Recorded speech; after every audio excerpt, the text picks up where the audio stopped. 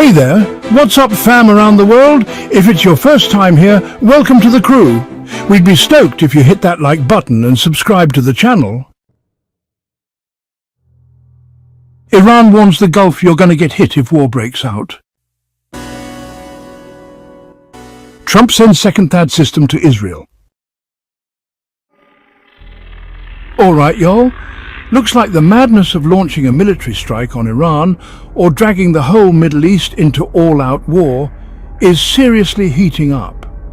Word on the street in DC is that Trump's being pushed into a crazy trap, one that could let China take the upper hand by taking advantage of the chaos in the Middle East to gain some serious military and economic leverage.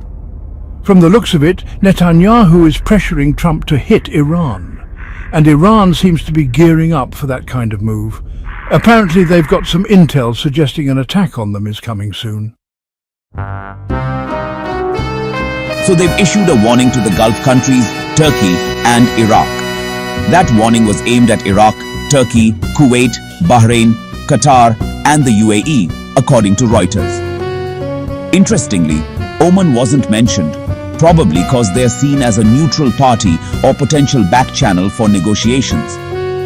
Saudi Arabia also didn't get called out by name. Iran made it super clear, any cooperation, whether by land or air, from US bases in those countries to help launch a strike on Iran will be seen as hostile, and Iran says they'll hit back hard. Basically, they're threatening to take the war directly to Qatar, Bahrain, the UAE and Kuwait. Kuwait clapped back via Reuters, saying they completely reject this escalation and don't support attacking Iran or anything like that. But here's the thing, it's not really about whether those countries want war. The real question is, can they say no to the US if America decides to launch a strike on Iran? And even more important, can they actually stop the US from using its intel or military assets in their region? The answer is pretty much a big fat no, and that's what makes this whole situation so dangerous. It could blow up the entire Middle East and cause a massive, ugly crisis.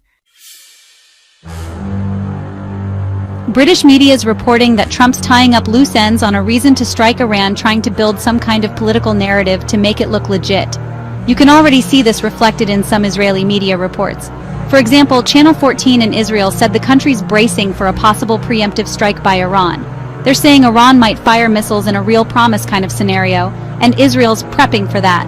But here's the twist. Israel says if that happens, it'd be a huge miscalculation by Iran and would give them a green light to hit back. Basically, they're setting up a possible false flag scenario, like a missile supposedly fired from Yemen, but blamed on Iran, or maybe even something linked to Aramco. They could use any excuse to justify being the first to strike militarily. This whole situation's also backed up by new missile defense deployments in Israel. You probably already know Biden previously sent a THAAD battery to Israel. THAAD is a big deal. Super advanced missile defense tech. There are only about 9 THAAD units total, 7 of them in the US. Each battery usually has 6 to 9 launchers, and the newer ones carry 9 cells, each holding 8 missiles. So a 6-cell battery's packing about 48 missiles. The system includes the launchers, a command and control unit, and a beast of a radar system. The US has 5 of those radar units at its main base, one in Guam and one in South Korea. Reports from ABC News say a THAAD unit might have been moved from South Korea to the Middle East, possibly to the Gulf, according to Lockheed Martin. The UAE already owns 2 of these THAAD systems. The US military ordered an 8th one in 2022, and it looks like it was finished earlier this year. Now here's the kicker. It takes 3 to 4 years to build a single THAAD battery, depending on production issues. And what really matters isn't just the launchers and radar, it's the actual missiles. You can have all the fancy tech in the world, but if you don't have enough missiles, you're toast. The US cranks out about 100 THAAD missiles a year. By 2022, they'd made about 700, and by the end of 2023, that number hit around 800. So by now, it's fair to guess there are maybe 1,000 THAAD missiles available globally. The system's crazy powerful. It destroys incoming threats by direct impact, which is a big step up from systems like Israel's Arrow. And now, there's talk that Israel might have gotten a second THAAD battery. This is based on a sighting of a massive C-5 Super Galaxy cargo plane that spent 8 hours at Nellis Air Force Base in Nevada before flying out. But one plane isn't enough to haul a full THAAD setup. It usually takes up to 26 aircraft for a full deployment. Still, given the crazy high alert status in the region, it wouldn't be surprising. It's very likely that the second THAAD battery has already arrived. Just picture this. 1,000 missiles ready to go, with radar that can scan out to 2,000 kilometers. That's massive. The missile engagement range alone is around 200 kilometers. That radar power alone, total game changer. If this setup is actually in place, we're sitting on the edge of a super dangerous situation in the Middle East. See, THAAD doesn't blow stuff up with shrapnel or anything. It's built to smack incoming missiles head on. It's got a kill range of 150 to 200 kilometers, and it can hit targets way up in the sky, like up to 150 kilometers altitude. But the real wild part? That radar. It can supposedly scan up to 2,000 kilometers, and some versions even go up to 4,000 kilometers, which is nuts. That means it can spot a missile the second it's launched, from Iran, Yemen, wherever. Once the system locks on, the command unit instantly figures out where it's headed. If it's going to hit some empty desert, no big deal. They won't waste a missile. But if it's aimed at something important, like a base or a city, THAAD launches interceptors, usually 2 missiles per target, just to make sure it gets blown out of the sky. Now let's say the US actually has around 1,000 THAAD interceptors. If 500 incoming missiles are launched and you need 2 interceptors per one, boom, you're out of ammo. That's a huge drain on your defenses. And these interceptors? They're crazy expensive, and they don't just roll off the assembly line like candy. If it took 10 years to make 1,000 of them, that's only 100 a year. You can't just replace them in a few weeks. So if a full-blown war pops off, especially if China makes a move on Taiwan at the same time, then the US is going to be in a seriously tough spot. Iran knows all this, and they believe Israel's laying the groundwork for a preemptive strike, using fake intel and planted documents, something Israel's been accused of doing before. For example, Israeli media recently reported that a document was found in Gaza, supposedly signed by top Hamas guys like Yahya Sinwar, Mohammed Daif, and Marwan Issa, asking Iran for $500 million, saying they'd use $20 million a month to wipe Israel off the map within 2 years. The documents dated back to 2021, so now it's being tied to the October 7, 2023 attacks. Israel's defense ministry is now claiming Iran knew about the October 7th attacks in advance and supported them both financially and logistically. All this looks like part of a narrative Israel is pushing to justify hitting Iran first. In response, Iran has put its forces on high alert deployed radar systems like the Revolutionary Guards and warned the Gulf states that if they help the US or Israel, they could become targets too. Iraq also got a heads up, especially after reports came out that Israeli airstrikes hit radar systems and an S-300 defense system supposedly flying through Iraqi airspace to do it. But can Iraq actually stop this stuff from happening? Not really. They don't have the ability to block US or Israeli military ops in their skies, even if they wanted to. If war does kick off, Iran might shut down the Strait of Hormuz, which would be a disaster for global oil markets.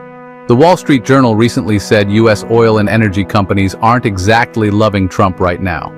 Yeah, he promised lower energy prices, and that sounds great for consumers, but inflation's already cooled off a lot. Oil's sitting around $60 to $61 a barrel, down about 14%. If it drops to $50, a ton of US oil producers could go bankrupt. Production could grind to a halt. On top of that, China slapped tariffs on US oil exports, which is adding more pressure to the industry. If a war breaks out in the Gulf, oil prices could go through the roof. We're talking sky-high prices. But that also risks triggering a full-blown global economic meltdown. According to some ex-military top brass in the US, The planned strike on Iran probably won't go after nuclear sites first. And here's why Iran buried most of their nuclear stuff 90 meters deep underground. That's way deeper than what even a GBU-57 bunker buster can handle. That thing can hit about 60 meters deep. So instead, the US would likely try to cripple Iran's military first, targeting missile stockpiles, radar sites, air defenses, troop movements, etc.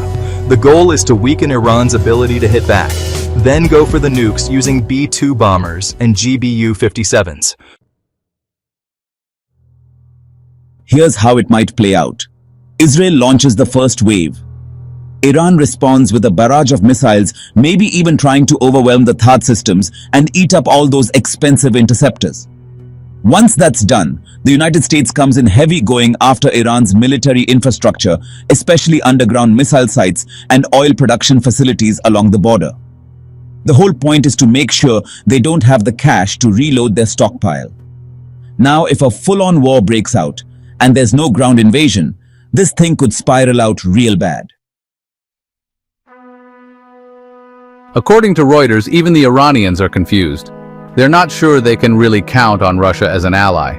Russia wants them to get stuck in it with the United States, dragging both sides deep into a Gulf conflict. They might send some help that looks good on paper, but when it comes down to it, they're not coming to save anyone. They want you to sink. Russia wants this war to drag on. They don't want Iran to get wiped out, but they also don't want the United States to win fast either. What they really want is to see those fancy THAAD missiles lighting up the sky, Patriot systems burning through rounds, and the United States burning through its insanely expensive ammo. They want the Pentagon and the whole US defense industry stretched thin, on top of the economic mess and trade wars going on. That's all breathing room for Putin. Speaking of Putin, he's already moved forces into Sonomy. I told you, Russian troops have been spotted making moves into that area, and more might be coming down from the north.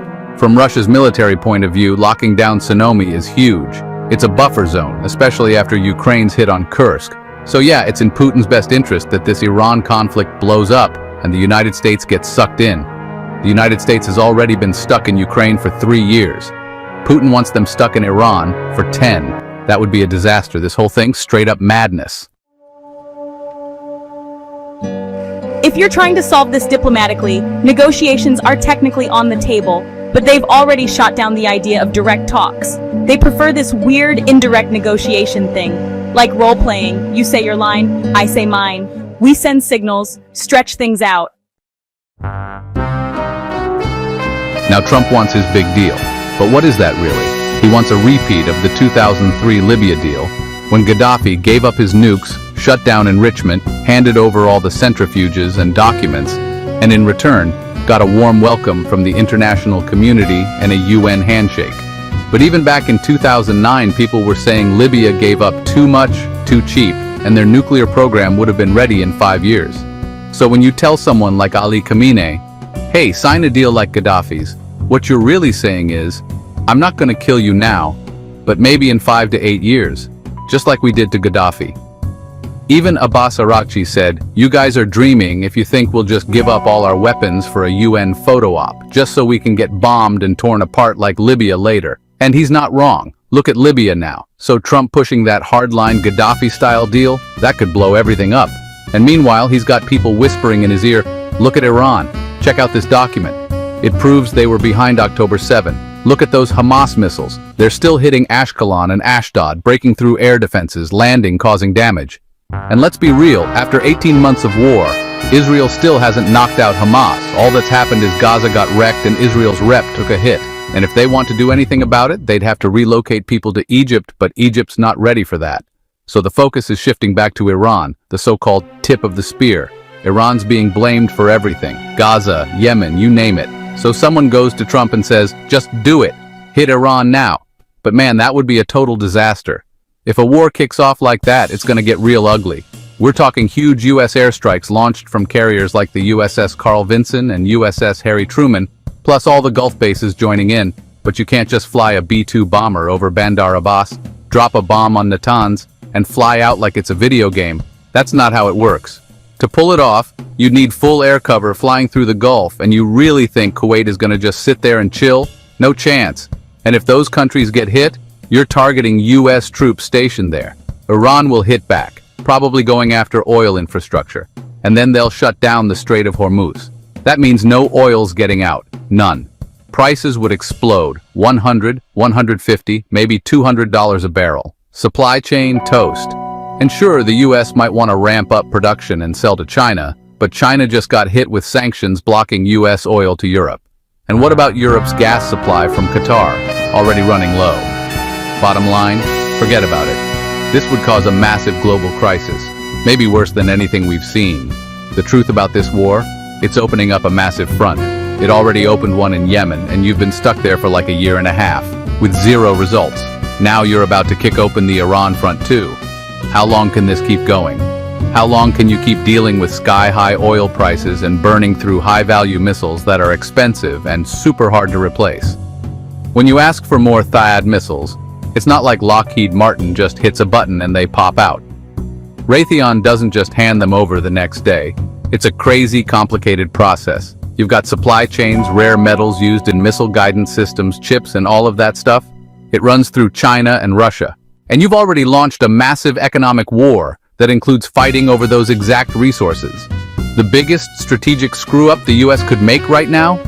Getting dragged into a war with Iran? And Netanyahu's working overtime to make that happen. He's trying to pull the US deep into this mess, thinking it'll somehow bring security to Israel. But that plan already failed. It didn't stop Hamas missiles.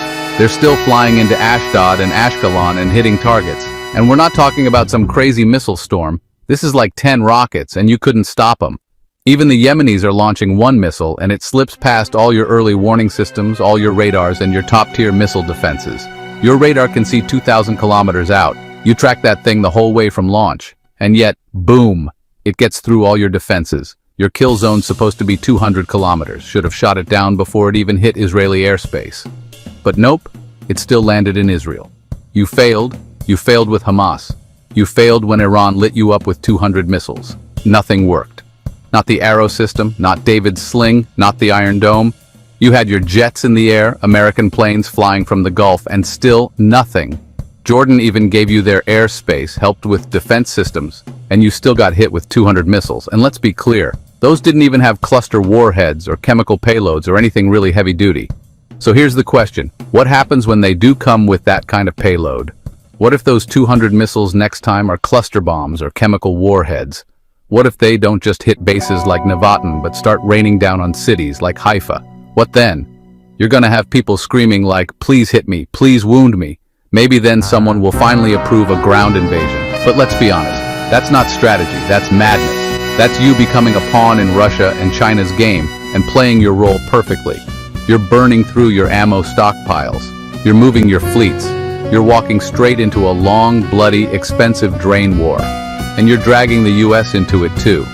You say you're gonna destroy Iran's underground missile sites? Fine, hit what you can. But the stuff you can't hit, that's still there. You blow up a nuclear facility, guess what? Iran still has uranium enriched to 60%, and they'll just ramp it up to 90%. And while you're out here bombing missiles, oil refineries, and assassinating leaders, celebrating hollow victories, suddenly you'll hear it. Boom! A nuclear test goes off in the mountains. What now? Now you're saying, please don't hit us. Please stop. It's insanity. Total madness.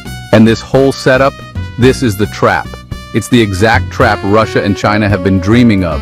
They're counting on Netanyahu to bait Trump into the middle of this mess. And let's be real, it's looking more and more like it's working. You might not like Ali Reza or any Iranian negotiator, fine.